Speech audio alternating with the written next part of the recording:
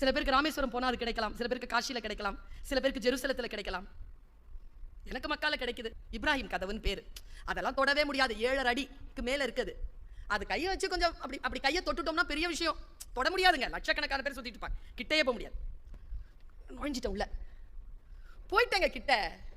மேலே பார்க்குறேன், நான் இருக்கிறேன் 5 அடி, அது இருக்குது 7 அடி.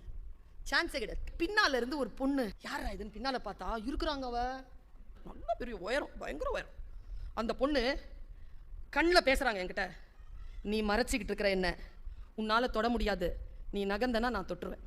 என் இலக்கு. போய் அந்த பொண்ணு என்ன நகர சொல்றா. ஆனாலும் மனசுல அவ கண்ணில் தண்ணி போயிட்டே இருக்கு. நம்மளால முடியல, நாம எதுக்கு இன்னொருத்தங்களுக்கு தடையா இருக்கணும்ட்டு என்னுடைய பலத்தை கொண்டு அப்படி திருப்பி அந்த பெண்ணை மட்டும் அப்படி உள்ள அனுப்பிட்டேன். அவள போயிட்டான். அவளை என்ன பார்த்தாளா, நாளை கொடுத்து வச்சவ போ, கண்ணிலே தான், எங்க மொழி எங்க தெரியும் அப்படின்னு நான் எனக்கு கண்ணில் தண்ணி போயிட்டு தான் இருக்கு.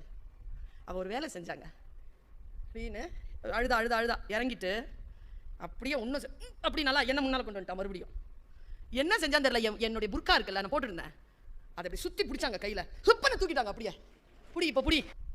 நான் கை தொட்டுட்டு போதுங்க என்ன விட்டுட்டேன். இங்கே கடவுளின் இடத்தில் சொன்னது என்ன தெரியுமா? நீ தொட வேண்டும் என்று நினைக்கிறாய், உன்னால் தொட முடியாத நிலையில் இருக்கின்ற பொழுது, யாரோ ஒருவர் தொடுப்பதற்காக காத்திருக்கின்ற பொழுது, அவர்களுக்கு நீ விட்டுக் கொடுத்தால் நிச்சயமாக உன் தொட வேண்டிய இடத்திற்கு நீ வந்து சேர்வாய் என்று சொல்லக்கூடிய ஒரு ரகசியமான சொல்.